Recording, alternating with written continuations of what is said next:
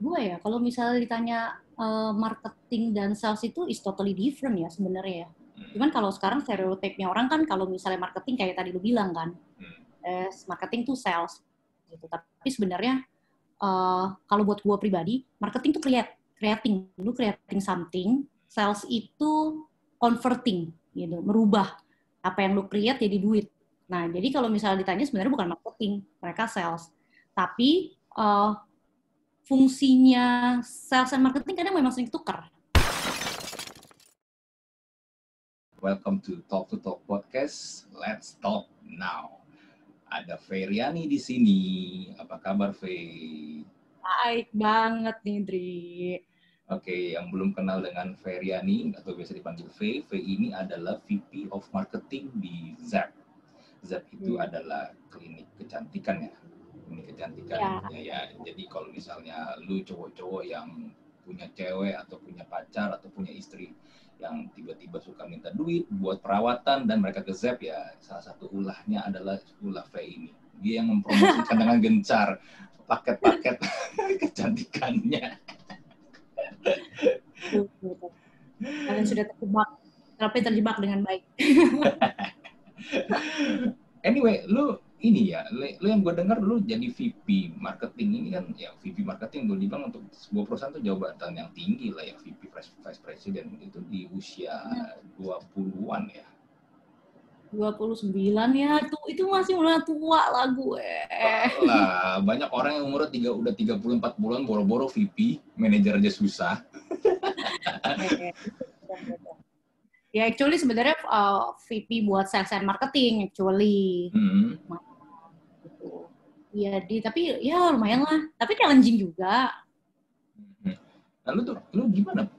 Salah satu yang menurut gue bilang adalah lu tuh kalau di umur 29 udah jadi VP marketing, berarti kan sebenarnya progres karir lu itu kan lu cepet kan naik ke cepet sih gue lumayan, tapi I starting from everything dari bawah lah, Dri. Gue nggak mulai kayak langsung masuk level manager gitu. Ya, jadi ya sih. Cuman ya apa namanya, mungkin ya gue bekerja lebih rajin dari orang lain, terus perform lebih banyak lah ya dari kebanyakan orang lain, dan mungkin ya namanya kerja keras gitu ya, kerja keras dan kerja pintar tuh kan menurut gue kayak pasti kebayar lah ya suatu saat nanti gitu, kalau memang apalagi lu suka sama kerjaan lu gitu kan. Kalau dari dulu gue emang udah suka banget sama bidang sales and marketing gitu. Jadi waktu itu gue pernah di Bali. Nah mungkin karena Bali kali ya, karena gue nekat ke Bali waktu itu. Awalnya kerja di F&B background kan, terus gue nggak punya background hotel, gue mau ke luar negeri nggak dikasih lah sama orang tua ya. Jadi akhirnya gue ke Bali deh gitu. Gue ke Bali kan paling deket, orang tua bisa nyamperin gitu. Pas gue ke Bali, itu juga bener-bener kayak, makanya nih, gue sih cuma kasih tahu kalau kerja tuh ya awal-awal lu kerja, apalagi lu baru beginner, lu jangan pilih-pilih lah. Dalam arti bukan berarti lu nerima semua kerjaan ya, tapi lu tahu apa yang lu mau gitu. Jadi kalau dulu gue karena gue tahu diri, gue nggak tahu punya background hospitality, gue bukan orang hotel, gue nggak bisa masuk 5 star, dan gue tatoan. Jadi nggak boleh dulu tuh. Sekarang juga nggak boleh, nggak kayak sekarang. Kalau 5 star sekarang masih udah boleh kalau tatoan? Beberapa nggak boleh, Dri. Kalau misalnya 5 star yang bener-bener kayak resort banget, nggak boleh dia kayak lu tatoan. Dulu ya. Gitu. Kalau sekarang sih mungkin mereka Bali udah mulai open. Padahal itu Bali kan, harusnya lebih open kan. Gitu. Jadi ada beberapa itu ya akhirnya intinya tuh make story short, gue kerja di salah satu hotel punya orang Indo lah ya gitu. Terus itu di Popis. Lu tahu kan Bali Popis tuh kan kumpulannya bule-bule party yang duitnya pasti kantong gitu. Ya, gitu nah deh. tapi karena gue di situ gue pikir pertama kali kayak udah deh ini kerja gue pertama gitu kan. Terus hotelnya gue lihat juga bagus gitu, dan intinya gue harus pede sih, karena kalau misalnya lu mau jualan atau lu mau marketing sesuatu kan lu harus pede sama produknya ya gitu. Terus gue lihat akhirnya gue join ke situ. Nah tanpa gue sadar, karena gue saking rajinnya, kayak gue aktif banget di sosial media, dan gue nggak pernah berpikir bahwa di sebelah Popis ada Jalan Legian yang lebih besar. Nah di situ ada kompetitor. Jadi dia kayak ngeliat, ini kok hotel kecil ini out of nowhere tapi aktif banget ya gitu. Terus akhirnya kayak udah deh gitu, mereka hijack gue. Nah starting itulah karir gue mulai menanjak dan pekerjaan gue lebih gila. Dan ternyata gue ketemu bos yang luar biasa, gila banget. Gitu. Gila dalam arti kata apa nih? Gila? Ngasih kerjaan gila atau dia memang gila? Kasih kerjaan gila, orangnya tuh bagus cewek gitu ya. Bagus banget, gila. Dia ngerti finance, dia ngerti human resource, dia ngerti operasional cewek loh. Tapi orangnya sadis banget. Sadisnya tuh sampai kayak, gue baru tahu karena gue orang Jakarta, jadi dia udah terkenal se-Bali. Dia kayak yang punya Bali dong. Gue sampai pernah disalamin kayak gila lu hebat. Iya, dia kayak Iron Lady-nya Bali ternyata, gue nggak tahu. Gitu. Terus sampai gue kayak gue pernah diselamatin gitu di party kayak, congrats ya lu bisa ini ya, bisa bisa jalan sama 2 tahun sama Ibu Naga kan gue apa. Parah banget, jadi kayak gue tuh bener-bener kayak kalau email tuh kayak misalnya ditegur lu tuh kayak semua orang harus tahu dia bakal email semua orang gitu, kesalahan lu apa yang sampai seperti itulah gitu. Tapi gue belajar banget sih kayak tapi bagus banget ya dia benar-benar pinter, she's so damn smart gitu. Gue juga kayak appraise dia banget. While orang-orang nggak suka sama dia, tapi kalau menurut gue ya semua orang punya kelebihan dan punya kekurangan kan. Betul. Akhirnya kayak gue price dia banget kayak oke, gue bisa belajar dari sisi hebatnya dia nih untuk managing orang sesuatu gitu. Terus akhirnya ya gue belajar sama dia banyak, terus ya gue promise gitu ketika nanti kalau gue ada di posisi dia, gue boleh ambil lebihnya tapi jangan gunain kekurangannya gitu. Ya mungkin ini kalau menurut killer banget deh dia deh. Menurut gue ini juga mungkin ada orang tuh kadang suka bekerja ya, tapi suka menjaga jarak sama bosnya. Ya, tapi masalahnya juga banyak bos juga suka menjaga jarak sama anak buahnya, sama timnya kan. Dan kadang-kadang ketika si anak buahnya ini, timnya menjaga jarak dengan bosnya, kadang gimana ya, lu tuh nggak bisa mendapatkan apa yang mungkin lu bisa dapetin sebenarnya dari bos lu. Gue yakin, walaupun nggak semua ya, ada juga bos yang rada dablek juga sih.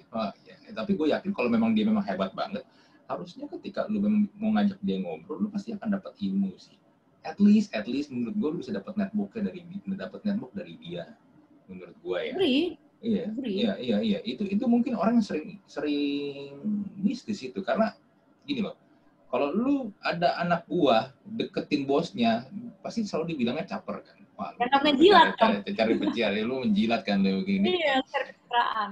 Ya tapi kan you never know gitu loh, karena gini menurut gue ada banyak orang hebat yang memang lu kalau lu memang butuh dia gitu kan, ya mungkin lu butuh skillnya, lu butuh knowledge, lu butuh belajar dari dia atau lu butuh networknya dia, ya memang lu mau nggak mau lu harus baik sama dia. Kalau nggak gimana dia mau baik sama lu? Itu bener gak? Ya kan? Iya. Banyak banget. Makanya menurut gue stereotip orang kita lah ya, maksudnya harus perlu dikritisi. Karena terus sama nih yang kedua, kalau misalnya lu deket sama dia, lu takut diomongin orang lain. Kalau gue dari dulu prinsipnya, gue sama sekarang yang di Z juga, we are very close, we are like a friend gitu. Dan banyak banget gue diomongin di Zap, asal lu tahu. Gitu. Tapi maksud gue gini, dari dulu gue kerja, gue selalu berprinsip kayak kita itu in the professional way.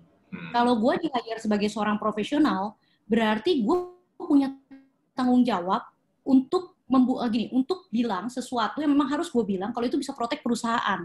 In my version, kalau bos gue nggak setuju, at least kan gue tidak memaksakan pendapat gue hanya kasih tahu gitu kan, untuk sebagai bahan pertimbangan. Nah, banyak banget yang miss di kita, orang tuh malah quiet, malah diem gitu. Kalau di ini ya gitu. Kalau di bule kan enggak kan, they say the truth. Nah, kayak gue di Bali kan kerja sama bule juga gitu. Mereka mah adanya gitu. Mereka ngomong apa yang mereka rasain. Tapi kalau gue lihat, actually bule nggak pinter banget gitu. Jadi gue kayak banyak banget. Bule nggak pinter banget, gue setuju. Kita tuh terlalu inferior sama bule sebenarnya, sama orang yang orang asing kayak mereka tuh hebat. Padahal sebenarnya kalau ketika lu ngomong kerjaan, kadang-kadang kok ini orang kayak ngasih kerja ya, kok ini orang kok kayaknya nggak tahu apa-apa ya. Iya. Dan mereka menang karena mereka dibutuhkan as a foreigner aja gitu. Iya. Ada yang nah terus back to boss ya gitu ya, menurut gue kayak, jadi gue sama gue nyebutin merek taruh katanya. Jadi sama bos gue yang di Bali ini kayak gue coba berusaha untuk memahami dia juga sih, dalam arti kenapa cara pola pikir dia begitu gitu. Gue mau deket sama dia bukan karena gue mau jadi anak kesayangan dia, anyway dia tetap killer gitu. Tapi gue bener-bener kayak mau tahu nih bos gue pemikirannya kenapa bisa begini ya, from why sih, kenapa ya gitu. Terus kalau misalnya ada hal yang bisa gue bantu, dia nggak usah request, gue sudah menawarkan diri gitu. Dan itu menurut gue memang harus dilakukan sama seorang pekerja, if you are a professional gitu. Soalnya kalau kadang-kadang sering banget nih ya orang kita tuh ngomong, apalah gue lah hanya debu-debu, gitu kan sering banget kan gitu. Iya, bener sering banget. Iya, gue tuh gue kalau denger kayak gitu, gue kayak aduh gitu. Kok lu aja melihat diri lu sendiri kayak gitu, gimana orang lain mau ngeliat lu gitu. Tapi gue gak tahu itu nyinyir apa enggak gitu. Tapi culture sih kalau menurut gue sih, di kita itu ya, ini gue juga sering ngerasain ini. Gue selalu bisa bilang gue orang percaya diri. Gue percaya diri kalau gue ngerjain sesuatu, gue yakin bisa, gue yakin berhasil. Walaupun ya memang resultnya kadang nggak langsung kelihatan ya. Tapi gue yakin kalau emang gue jalanin prosesnya, gue bisa lah. Ya, pelan-pelan, step by step. Tapi di satu sisi, ada orang berpikir atau menilai gue orangnya belagu, sombong. Tapi gue sebenarnya gue bilang gue nggak merasa diri gue sombong, gue percaya diri gue bisa.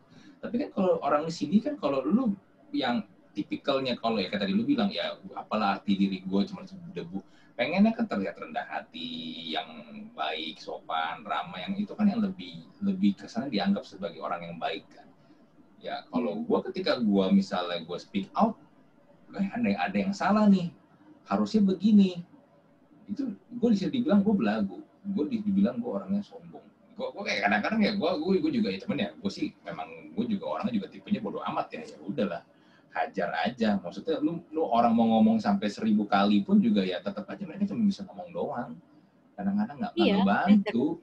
Tapi jelek kan, padahal maksud gue kalau buat gue ya, kalau kita tuh ketemu orang itu tuh kayak lu nilainya tuh baru kalau lu harus ngelihat orang tuh nilai 10 gitu kalau buat gue nih ya. Kalau ketemu orang tuh gue menganggap semua orang nilai 10. Nah, setelah gue kenal baru gue bisa bilang oh dia nih turun nih nilainya 7, 2 sampai 1. Oh, ternyata dia bukan orang yang baik buat ditemenin.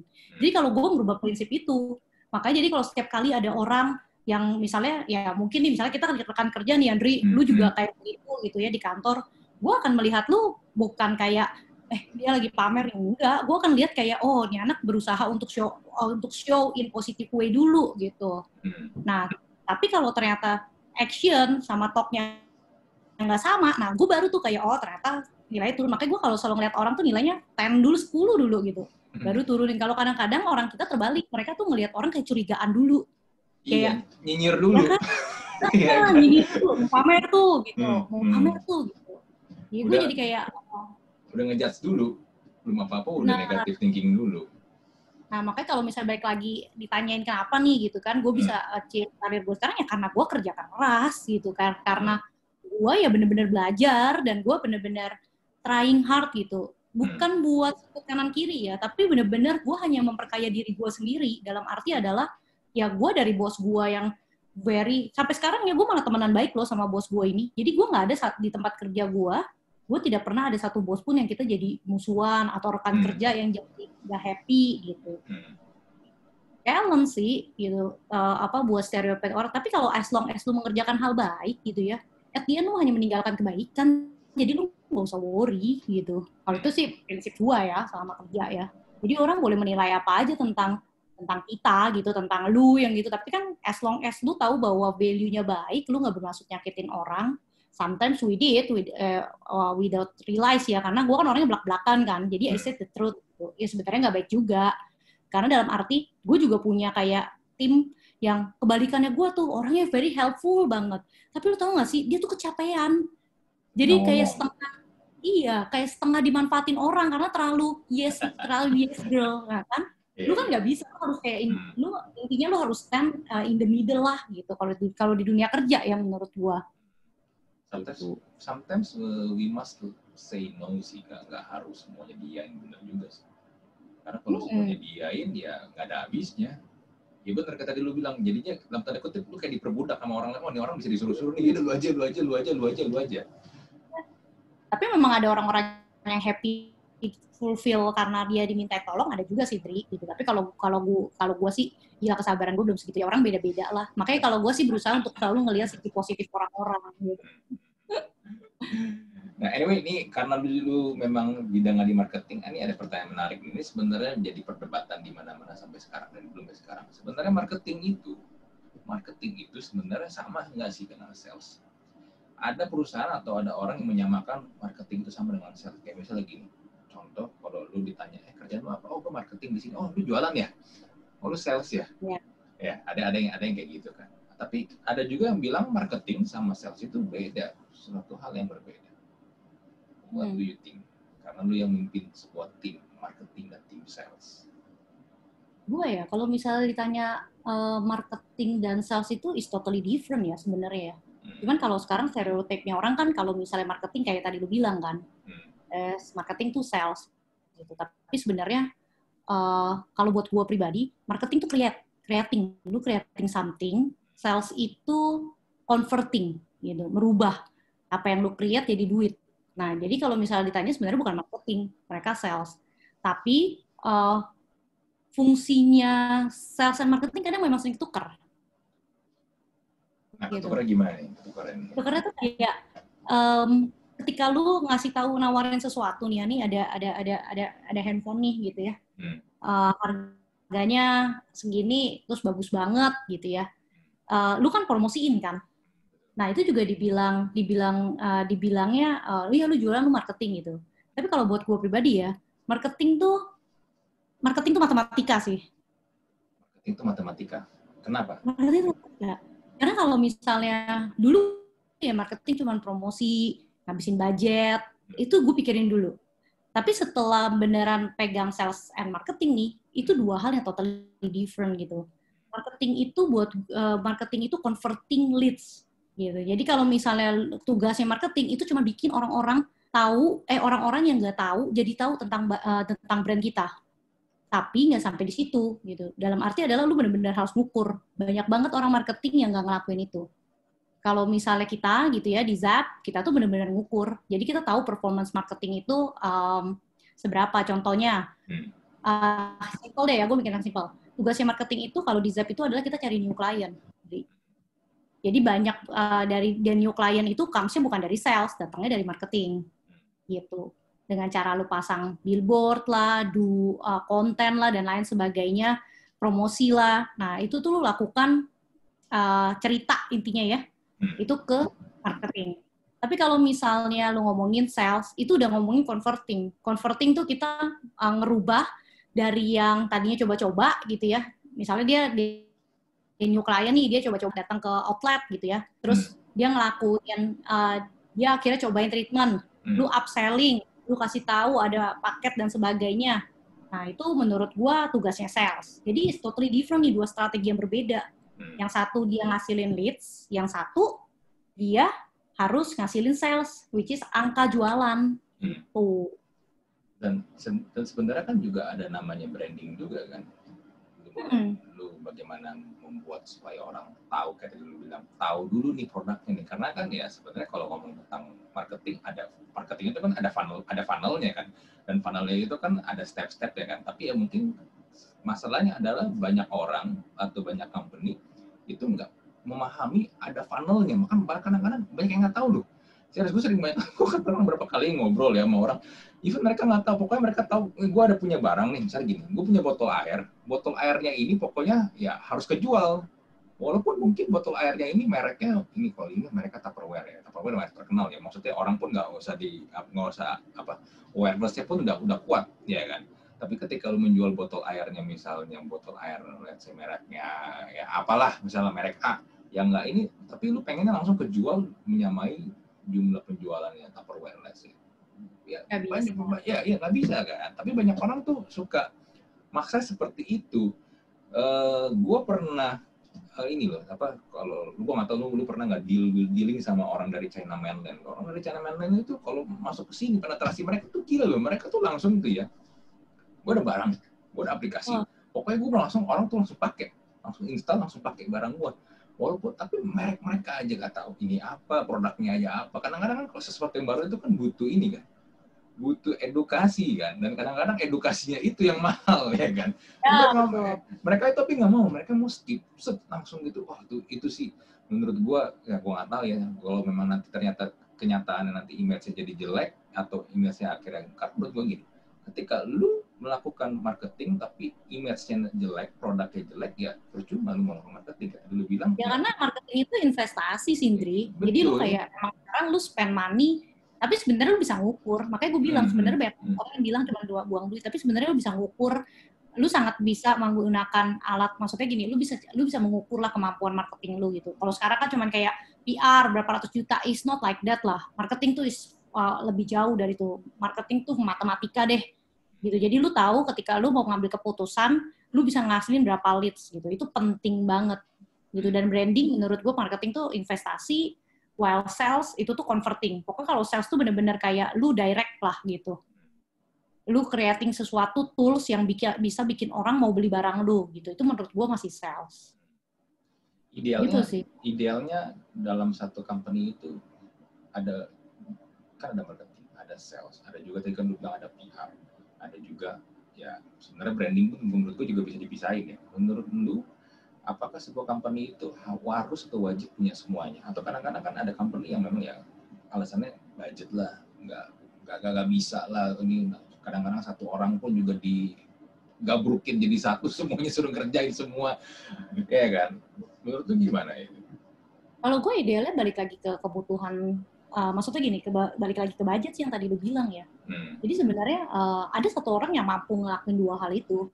Kalau size company-nya nggak besar, Ri. Kalau misalnya lu cuma misalnya kayak gue hanya memproduksi satu produk, contohnya sepatu gitu ya, yang gue bisa merangkap sebagai marketing, gue bisa merangkap sebagai sales. Tapi ketika bisnis lu mau besar, ya lu harus invest di people dong. Lu harus tahu bahwa, iya dong, gimana caranya lu mau bisa jual dari 100 jadi 1000 kalau orangnya cuma satu, gitu kan. Ya ketika lu mau punya mimpi besar, kalau gue sih selalu kalau misalnya ke company gitu ya, gue selalu tanya sama ownernya sih, atau misalnya sama bos gue lah gitu, what do you expect gitu. Kalau lu misalnya mau 1000, ya berarti lu harus siap, karena kan gue satu nanganin 100. Kalau misalnya mau 1000, ya berarti harus ada kayak gue, harus gue 10 orang gitu. Kalau lu nggak, intinya kalau sebuah perusahaan tidak mau invest ke orang, itu paling PR sih gitu. Jadi mendingan lu cari company yang benar-benar mau invest di orang gitu. Lu lihat ya perusahaan-perusahaan besar gitu ya, kayak Astra lah, you name it. Mereka invest banget di people, padahal people-nya belum tentu siap loh. Tapi mereka tahu mereka bakal lebih rugi kalau mereka kerja sama orang-orang yang nggak pernah berkembang gitu, yang nggak pernah belajar. Betul. Terus ternyata gitu ya. Jadi kalau dari dulu tuh marketing sama sales tuh selalu apa ya, kayak bermusuhan gitu dianggapnya. Yang satu kayak ngabisin duit nih gitu, yang satu ngasilin duit, padahal yang nggak juga gitu. Mereka kalau sales nggak ada marketing juga, lu mau gimana ngasih tahu ke orang-orang produk lu? Iya benar. Gue sering baca nih, atau gue sering dengar nih, sebenarnya marketing itu sebenarnya itu create value-nya supaya orang, ya kayak tadi juga bilang ya, supaya orang kenal, supaya orang akhirnya mau pakai, supaya orang mau cobain. Ya menurut gue sih memang tetap banyak banget misleading di sini sih, di pengertian marketing dan sales sih. Makanya kalau tiap kali ada orang ngomongin begini nih, pasti ada aja yang berantem. Orang marketing ngomongin begini, orang sales ngomong gini. Belum lagi bosnya kalau udah turun ngomong, oh marketing sama sales sama. Kalau gue ujung-ujungnya misalnya kalau debat panjang, gue cuma bilang gini sih, ya udah as perusahaan lu untung, ya kan, bener kan? Ya berarti nggak ada bumbunya yang benar praktek kayak harusnya A, harusnya B. Kalau selalu perusahaan lu untung, ya udah lu lakukan aja. Tapi kan lu nggak mau untungnya sama, lu kan mau double. Kalau mau double lu harus satu strategi yang baru. Jangan-jangan lu butuh orang tambahan, lu butuh orang baru. Kalau gue sih prinsipnya adalah ngelihat lu mau achieve yang mana. Gitu. Dulu juga cuman, waktu gue masuk tuh pertama kali Zep cuman 9 outletnya, Dri. Sekarang berapa? Ada 40 lebih? 50. 50, udah 50 sekarang. Lalu ada kan, kalau misalnya omset kan lu selalu ada budget kan, dan lu budgeting dong gitu, karena people is very important. Gitu. Aneh banget kan kalau perusahaan nggak pernah invest, kayak udah gue, coba lu bayangin deh, misalnya berdua doang tapi 50, yang nggak mungkin lah, gue pasti dibantuin orang banyak. Gitu. Dulu tuh pernah tuh gak ada orang nawarin gue kerjaan, perusahaan startup, dia nawarin gue kerjaan dia bilang saya butuhnya begini, target saya begini. Oke. Kalau lu mau kayak begitu, gue bilang untuk marketingnya timnya kurang lebih begini, sebanyak banyak 5 lah termasuk gue bilang. Nah, kita mulai start dari awal, tapi at least pembagian jobnya jelas kan. Tapi dia nggak mau, dia bilang saya mau 1 orang doang aja, kamu yang kerjain. gue bilang gini sama itu orang, nih itu kerjaan 5 orang, boleh lu gue kerjaan sendiri, tapi lu harus gaji gue dengan gaji 5 orang, mau nggak? Akhirnya dia diem, mundur teratur. Ya abis kadang-kadang nggak make sense kan. Menurut gue bukan karena gue maruk gaji atau gimana, tapi ya efisiensi dan efektivitasnya percuma kan. Kalau gue harus kerja sosial media, gue juga harusnya ngedesain, gue juga harusnya bikin budgeting. Pasti gila itu mah. Ya, kalau mikirin doang, akhirnya ada orang yang ngerjain, ya masih mending ya. Kamu planning sama mengeksekusikan itu kan ya bisa kita delegasi kan. Tapi kalau semuanya harus lakuin sendiri, ya amsyong, bentar lagi juga tipes maksudnya kalau kerjaan itu semua. Barangnya tapi banyak perusahaannya. Maksudnya produknya banyak atau dia cuma 1 atau 2 produk? Iya, itu produknya udah mulai benar berkembang. Dan sebenarnya kalau yang kemarin gue lihat itu fitur-fitur dia tuh udah lumayan, udah ada sekitar 10 gitu. Dan menurut gue sebenarnya idealnya menurut gue dengan lu udah segede gitu, harusnya lu udah mulai itu tuh, lu harus mulai invest ke masing-masing itu kategori itu, karena tiap kategori itu harusnya memang udah ada yang incar sendiri, ya kan? Nggak bisa lu inin semua kalau mau lebih ini. Ya tapi ya udahlah, maksudnya kayak lu bilang, orang kan pemikirannya beda-beda kan. Ada orang memang pengennya pokoknya ya untung segede-gedenya, kos kecil-kecilnya. Mau diapain? Ekonomi, bro. Ya mau diapain? Anyway, ini menurut gue ya ada hal yang menarik nih. Kita ngomong tentang sosial media. Sosial media itu makin lama makin berisikan ya. Dan gue lihat lu di Zap itu sosial media tuh aktif ya kan, rame. Kuat banget ya. Followernya 500.000. How to get the attention gitu. Karena gini, kalau Instagram, Facebook atau akun-akun sebuah perusahaan atau sebuah produk itu kan kebanyakan kan ya akun ini kan kontennya tentang ya bagaimana mau hard selling, soft selling kan, bagaimana caranya supaya orang intinya pakai ya kan. Dan sebenarnya kan bermain kontennya itu kan emang rada-rada tricky tuh. Beda kalau misalnya lu ini ya akun-akun memang ya lu akun selebriti lah atau apa, itu kan lain cerita ya. Tapi gimana caranya supaya dapetin attention-nya itu loh. Karena sekarang kan orang tinggal scroll hilang. Scroll hilang. Malah kalau gue sebel iklannya nongol mulu, gue report iklannya. Kadang-kadang. Kalau iklannya mengganggu nongol mulu gitu loh. Nah maksud gue, how to get the attention dan gimana caranya supaya orang tuh langsung ingat. Karena sometimes kita cuma dikasih waktu sekitar 3-5 detik untuk ngelihat video atau ngelihat ini. Kalau membosankan langsung skip. Kayak di YouTube contohnya. Kalau ini iklannya jelek, langsung gue skip pasti. Ritme sih ya. Maksudnya dalam arti ritme, kita tuh konsisten banget, Ri. Kayak gue tuh pernah baca buku, gue lupa lah ya. Dia tuh kayak posting bisa 20 postingan sehari gitu. Ini motivator gitu ya. Gue lupa bukunya apa. Gue baca buku itu, dia bilang, ya lu posting aja gitu. Kalau lu posting, ini juga Gary V itu salah satu ini ya, yang very famous juga gitu di internet. Dia juga ngomong, what you need to do is only posting. Kalau orang nggak suka sama lu, kalau misalnya itu nggak sweet on you, people will leave. Tapi kalau dia suka sama postingan lu, and the way you posting something, people will stay gitu. Jadi nggak usah pedulin, karena orang tuh banyak banget. Dan sosial media itu kan bener-bener kayak nggak ada batasnya ya. Lu bayangin lu bisa dapat sebenarnya tuh ada puluhan juta kali pengguna Instagram gitu. Masa lu takut-takut gitu kayak mau posting or something gitu. Dan ya tapi yang kedua ya lu pastiin kualitas kontennya oke. Nah, kalau kayak sekarang di kita itu punya konten kreator. Nah, konten kreator ini ada satu hal yang gue kasih tipsnya lah ya. Kalau dari kita tuh nggak pernah nyontek klinik kecantikan lain. Idea kita itu comes dari di luar klinik kecantikan.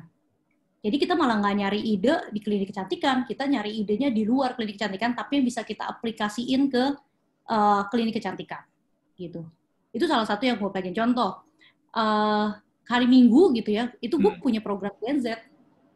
Kayak TV, kita bikin tuh kayak program TV sih. Waktu hari Minggu gitu ya, kalau hari Minggu tuh kita kayak punya program Gen Z. Program Gen Z itu tuh isinya yang bikin anak-anak muda kita di Z. Jadi benar-benar kita kasih ke mereka, coba menurut lu, beauty clinic yang beauty untuk kenalin ini, gimana caranya? Tapi out of the box, gitu. Ya akhirnya mereka kan kalau anak-anak muda tuh kenal banget sama meme kan. Meme ya. Kadang dimasukin tuh di situ, di hari Minggu gitu. Terus kita punya mistis. Mistis tuh misteri skincare terbaru nih sis. Jadi dibawainnya tuh ala-ala Nancy Just gitu. Jadi tapi dia jelasin tentang virus, dia jelasin tentang skincare gitu. Jadi benar-benar kita creating kontennya yang original sih. Jadi itu salah satu menurut gue kelebihannya Zep kali ya, kelebihannya kita di compare to others. Kita tuh out of the box banget. Orang tuh nggak akan kepikiran, maksudnya oh gila nih bikin kayak gini niat banget gitu. Gue pernah interview ada orang dia bilang gila Zep mah niat banget gitu. Bukan niat sih sebenarnya. Sebenarnya itu adalah kita kasih kebebasan, tapi cornernya tepat gitu loh. Kan kalau sekarang tuh banyak banget kan yang kayak, nah satu lagi sih kalau lu jadi atasan gitu ya, lu harus kasih kesempatan orang-orang di bawah lu berkembang. Kalau gue juga punya taste gue sendiri dong gitu. Tapi kalau misalnya gue nggak pernah belajar dari di bawah gue, mereka lebih tahu kali good content kayak apa gitu kan. Gue kan bukan anak muda lagi, Dri. Gue malah ngerti yang dibutuhin sama anak 17 tahun, 18 tahun gitu. Mereka lebih ngerti gitu kan. Ya, menurut gue test and measure kan at the end. Nanti lihat aja mana yang engagement-nya tinggi ya lu copy. As simple as that. Jadi kalau ditanya marketing tuh konten yang bagus kayak apa, nggak ada. Lu benar-benar harus cuman creating, cari ide sebanyak-banyaknya, terus lu measure. Oh ini ngaruh nih. Ya udah kalau yang ngaruh lu copy gitu dengan tipikal yang berbeda gitu. Kayak giveaway, kita nggak pernah keluarin giveaway yang sama. Kita nyontek gitu ya, misalnya dari brand lain kita ikutin, oh works di Zap, ya udah kita bikin lagi gitu. Jadi kalau menurut gue sih gitu ya. Kalau misalnya untuk ditanyain buat bikin konten tuh bener-bener kayak lu harus dapat inspirasi dari luar. Kadang-kadang gini, nyontek kompetitor. Itu bukan sesuatu yang baik. Belum tentu menghasilkan yang baik buat lu atau work for you. Jadi banyak banget brand yang mau kayak, gue mau nih kayak si, contoh misalnya, Zep pengen nih kayak salah satu brand besar di batas kita lagi gitu kan. Kita aiming mau ke sana, tapi kita nggak nyontek, kita nggak nyari tahu, nggak nyari gaya mereka kayak gimana dan lain sebagainya. We have our own style gitu. Nah jadi gue jarang banget kasih tahu tim gue untuk cek kompetitor gitu. Jadi nggak pernah. Jadi lu kalau misalnya nyari ide, gue selalu bilang malah jangan, lu harus tahu kompetitor ngapain, tapi kalau lu nyontek lu nggak perlu gitu. Kalau itu sih maksudnya yang selalu gue kasih tahu ke tim ya gitu. Tahu jadi kompetitor ngapain tapi jangan nyontek. Lu boleh tahu kompetitor lu ngapain tapi lu jangan nyontek. Karena kalau misalnya lu nyontek, udah deh, lu akan jadi follower terus jadinya. Kecuali lu mau kayak brand, mie sedap dan Indomie gitu ya. Ya kan mie sedap menurut gua like follower ya. Jadi Indomie jadinya dia ikutin aja gitu. Tapi sekarang gue lihat udah mulai berkembang juga, maksudnya mereka udah dapet their own market gitu. Sekarang kan ada tim Indomie, ada tim sedap. Iya. Ada tim Indomie, tim sedap. Makanya jadi kalau gue sih prinsipnya gitu sih. Jadi kita kalau misalnya bikin konten gitu ya, malah kita nggak pernah deh, bener-bener nggak pernah lihat dari ini. Tapi kita muji malah. Kita jadi muji. Kalau misalnya ada nih kompetitor bikin bagus gitu ya, itu kita sharing, kita cuma kasih tahu this content is good gitu. Nah, itu hanya untuk motivasi kita buat cari sesuatu yang lebih baik gitu, tapi bukan buat nyontek karena itu bagus gitu. Itu satu kesalahan, maksudnya itu menurut gua tips buat brand yang penting banget lah gitu. Kadang-kadang kan sering banget ya, kayak lu ya kita lihat aja mereka ngapain kita ikutin gitu. Wah itu totally wrong sih menurut gua. Karena kita beda, makanya kayak orang-orang juga ngelihatnya, gila nih Zep kok beda ya, konsisten banget ya. For the truth mah enggak, kita nyontek sih, tapi nyonteknya dari brand lain. Malah kadang-kadang kita banyak banget ikutin e-commerce loh. E-commerce menurut gue canggih banget cara mereka doing siapa sih yang nggak tahu misalnya Duet, Shopee, atau Tokopedia branding keren banget kan. Gojek dengan cerita-ceritanya, maksud gue itu malah menurut gue lebih bisa applicable gitu, dalam arti lu extra effort, tapi lu dapet something different gitu. Karena mereka Gimana? ada cerita, mereka tuh share story, dan mereka tuh pintar untuk attach the emotion, touch the emotion orang-orang. Dan ini sih menurut gue nih yang orang tuh kalau jualan tuh suka lupa. Mereka tuh taunya ya produk jualan udah that's it, udah dapat duit. Tapi mereka tuh lupa untuk touch emosi supaya orang-orang tuh wah gimana ya? Kalau menurut gue orang tuh sekarang kalau jualan tuh jangan cuma jual barangnya doang sih. Kalau gue demen banget nih sama quote-nya Martin Bosman. Dia bilang kalau lu jual sate jangan cuma jual satenya, lu juga harus jual asapnya, karena asapnya itu wangi satenya itu yang bikin orang tuh pengen makan sate dulu, bukan satenya sebenarnya. Dan ya itu kadang-kadang yang orang sering lupa emosional, the emotional thing-nya itu ya faktor X memang, tapi orang lupa. Tapi justru menurut gue itu powerful banget. Ya, Apple salah satu contoh menurut gue yang itu keren banget sih. Sampai sekarang pun gue masih amazed sama orang-orang yang masih mau antri untuk mendapatkan iPhone paling pertama. Walaupun harganya makin lama makin gila ya. Naik terus. Itu menurut gue suatu hal yang gila sih menurut gue. Tapi itu ketika orang udah bisa touch emotion itu yang gila banget. Dan menurut gue yang keren itu kali ya. Ya, kayak tadi pertanyaan gue. Sekarang orang tuh attention susah dapat ini kan 3 sampai 5 detik langsung hilang. Tapi ya beberapa brand memang kuat banget. Tapi orang tuh bisa stay hanya untuk just to see iklannya doang. Iya, banget. Dan makanya that's why kan gue bilang, apa maksudnya? Itu perlu duit kan? Gila. Nah, balik lagi ke tadi yang lu bilang gitu. Edukasi itu butuh uang. Sebenarnya bisa gitu. You can create, lu bisa nyewa agensi paling mahal untuk bikin itu, tapi masalahnya lu ada uangnya apa enggak gitu kan. Jadi gue sih harus back to budget sih. Kalau kita sih kalau di kita tuh internal loh timnya. All of it is internal. Tapi ya gitu, ketika kayak kemarin nih pandemi gitu ya, kita bener-bener trying untuk gimana ya get emotional orang-orang ya gitu. Gimana caranya supaya kita bukan jualan tapi jadi part of solusi gitu. Jadi kita kayak cerita apa adanya di situ gitu. Kayak sekarang nanti nih kita PSBB jilid 2 kan gitu. Kita benar-benar ngerubah storyline konten kita sampai benar-benar bisa attach sama keperluan klien kecantikan juga gitu. Ditambah sekarang kita punya kesehatan kan. Gitu. Gue agree sih sama lu sih kalau misalnya yang ini ya. Gitu. Unik sih kalau ngomongin marketing atau dunia marketing atau sales banyak banget yang bisa diobrolin ya. Iya. Satu hal yang gue suka dari marketing adalah marketing itu bisa membuat sesuatu itu jadi keren banget. Itu menurut gue contoh paling gampang. Gue belakangan ini berapa tahun terakhir ini gue always pakai barang-barang atau bajunya Under Armour. Why? Itu karena ya marketing mereka tuh keren. Dan salah satu faktornya juga mereka pakai The Rock, which is one of my idols. Dan mereka tiap kali sekarang kenapa lu kayak gini ya? dan ya ini sebenarnya juga faktor ini juga sih udah mulai menipis sekalian daripada berapa lama denial daripada nanti gue umur gocap masih denial, mending sekarang aja gue botakin. gue bikin pelontos. Ya tapi maksud gue mereka tuh produk-produk olahraga ya terutama mereka tuh bikin iklan tuh, mereka tuh bikin campaign tuh keren-keren banget ya. Mereka tuh jarang banget atau hampir nggak pernah bikin iklan misalnya dari sepatunya ini terbuat dari bahan ini soalnya begini mereka tuh pernah ngiklan kayak begitu. Dan makanya menurut gua sesuatu yang keren itu bisa dihasilkan dari bagaimana caranya lu membuat marketing sih menurut gua itu gila banget sih. Dan itu impact-nya luar biasa.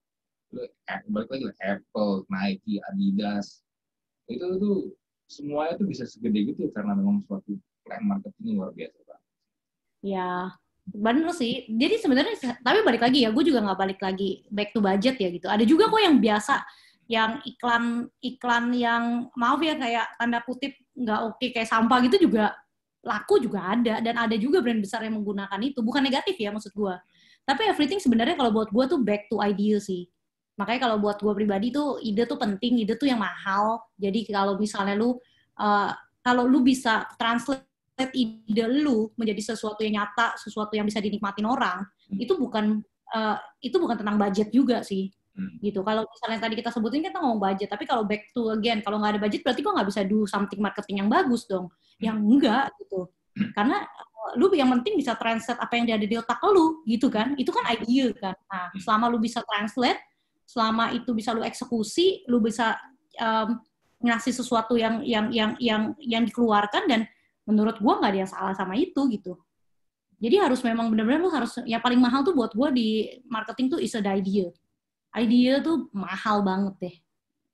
Walaupun ada juga sebagian orang yang bilang ide itu murah. Iya. Katanya kayak graphic design ya. Kalau graphic design kayak dibilang ini, padahal tuh susah sih sebenarnya sih. Mereka belum pernah aja bikin konten, mikirin hari ini mau bikin konten apa ya, berikut mau konten apa lagi, topik apa yang mau gue bahas ya, mau bikin gimana lagi. Mereka belum pernah coba lakukan itu, dan konstan minimal seminggu sekali bikin konten, baru pusing dah. Makanya gitu. Makanya kalau misalnya tuh tim penting sih, punya tim enak tuh ngaruh banget ya.